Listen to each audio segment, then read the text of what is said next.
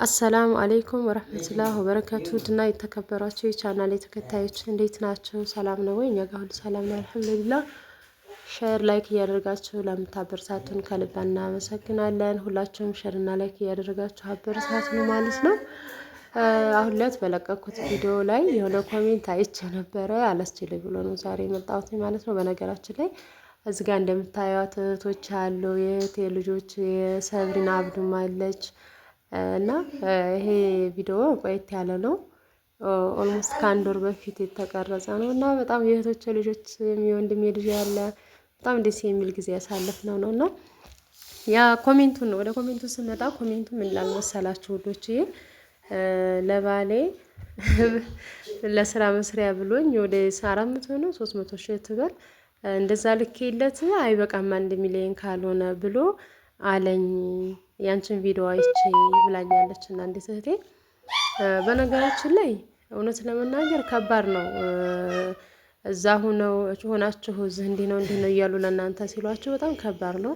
አንደኛ በቃ እናንተን ወደ ሀገር እንድትገቡ እናንተን የሆነ ነገር እንትን እንድትሉ ሞራላችሁን እየሰረቋችሁ ነው ያሉት ማለት ነው። ስለዚህ ቢያንስ ካንዴ መማር አለባችሁ። 300 ሺህ 400 ሺህ ልካችሁ ስራ መስራት ካልቻሉ ከዛ በላይ 1 ሚሊዮን ልከን ምን አይነት ስራ ሊሰራ ነው ብላችሁ ራሳችሁን መገምገም ራሳችሁን መጠየቅ አለባችሁ።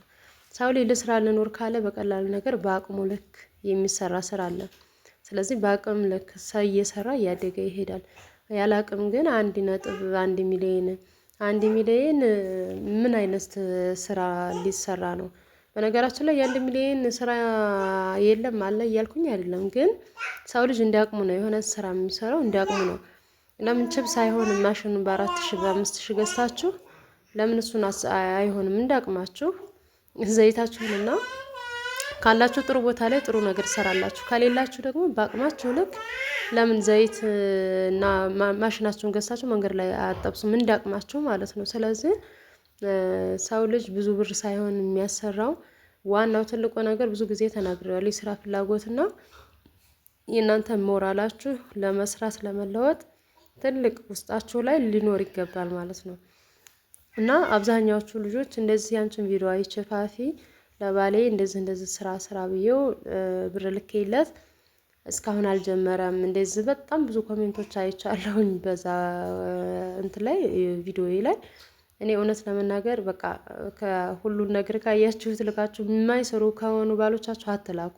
ጸጥ ብላችሁ ሰርታችሁ መታችሁ የሆነ ነገር ከፍታችሁ ራሳችሁ እየኖራችሁ የሚሆን ከሆነ ትዳሩ እየኖራችሁ አብራችሁ ህይወታችሁን ትቀጥላላችሁ። የማይሆን ከሆነ ደግሞ መተው ነው እንጂ እዛ እየሆናችሁ ዝም ብላችሁ እንትን አትበሉ ማለት ነው።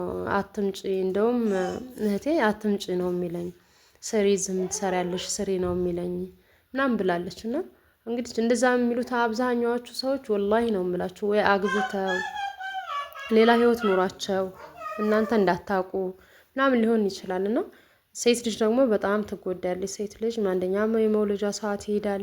በብዙ ነገሮች ስለምንጎዳ ቀጥ ብላችሁ ወደ ሀገራችሁ መምጣት ነው ያለባችሁ ማለት ነው።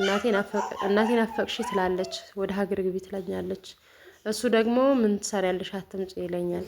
በጣም ያሳዘነኝ ኮሜንትን ኢንሻአላህ በሰፊው መጣበታለሁ ብዬ አስባለሁኝ። ከአብዲ ጋር ነው ይሄን ቪዲዮ የምንሰራበት፣ ግን እውነት በጣም ያሳዝናል። እንጃ በተለይ ከ30 አመት በላይ ያላችሁ ወይም ደግሞ 30 ሆኗችሁ እዛ ያላችሁ ልጆች ለሀገራችሁ ለመምጣት መሞከር አለባችሁ። ማንም ሰው አትምጡ ቢላችሁ ምንም መስማት የለባችሁ። ምክንያቱም ሴት ልጅ እድሜዋ በሄደ ሰዓት የመውለድ ቻንሷም እያለፋት ነው የሚሄደው ማለት ነው። እና ይህንን ተገንዛቢነት ማድረግ አለባቸው። አትምጡ ስላሏችሁ እናንተ እዛ ልታረጁ ነው እንዴ? ወላሂ አንዳንዴ እንዲህ ያለኝን ሰው እኔ ለእኔ ለትዳሬ ራሱ አላደርገውም እውነት ለመናገር ማለት ነው። ለምን ሰው ትዳሩን እንደውም በቃ መውለድ መኖር ስለሚፈልግ ነይ እኔ በነገራችን ላይ ባለቤቴ ጋር ነይ በማለት ነበር የምንጣለው ማለት ነው። እሱም ሳውዲ ሄዷል፣ ግን ሲመለስ እዚህ ነይ በማለት ነበር የምንጣለው። ስለዚህ አንዳንዶቹ ደግሞ አትምጡ እዛው ስሩ ኸይር ኢንሻአላህ። ምን ሴት ልጅ እሱ ወንድ ነው ባትወልድም ሌላ አግብቶ ሊወልድ ይችላል።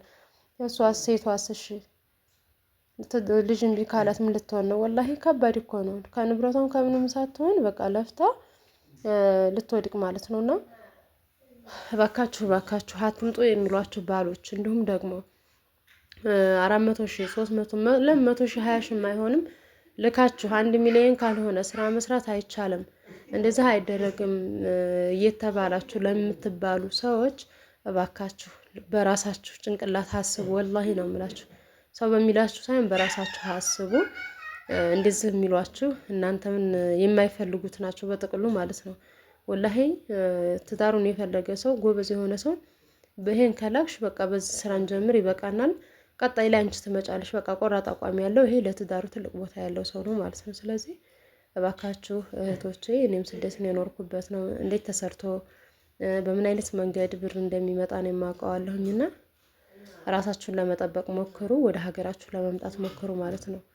ወላሂ አሁን ብዙ ልጆች እድሜያቸው የገፋ ሳኡድም ዱባይም ተቀምጠው ኳታርም የትም ሀገር ሆነው ሳያገቡ እድሜያቸው ሄዶ ልጅ እዚህ ብዙ ንብረት ኖሯቸው ልጅ እምቢ ብሏቸው ግን እየኖሩ ያሉ ሰዎች ስንት አለ ማለት ነው የማውቃቸውና እባካችሁ ወደ ሀገራችሁ ገብታችሁ ያም የትዳር ባይሆንም ሌላ ማግብታችሁ ቢሆን ትዳር ይዛችሁ ልጅ መውለድ ወላሂ የሚያስደስት ነገር የለም። እንደምታዩት አሁን እዚህ ጋር እነሱን እያየን በቃ ሌላ ሰው ስም አንጠራ ምናምን ቴም ልጆቿን በቃ እኛም እርስ በራሳችን እንደዚህ እየንትን እያል እነሱ ጋር ነው ውሏችን እና የልጅ እንደስታል ነው እያሳየኋችሁ ያለው ቪዲዮ። በነገራችን ላይ የልጅ በቃ ሌላ ነገር እንኳን እንድታስወሩ የማይፈቅድ ነውና ተገንዛቢ አድርጎ። አሰላሙ አለይኩም ወራህመቱላሂ ወበረካቱ።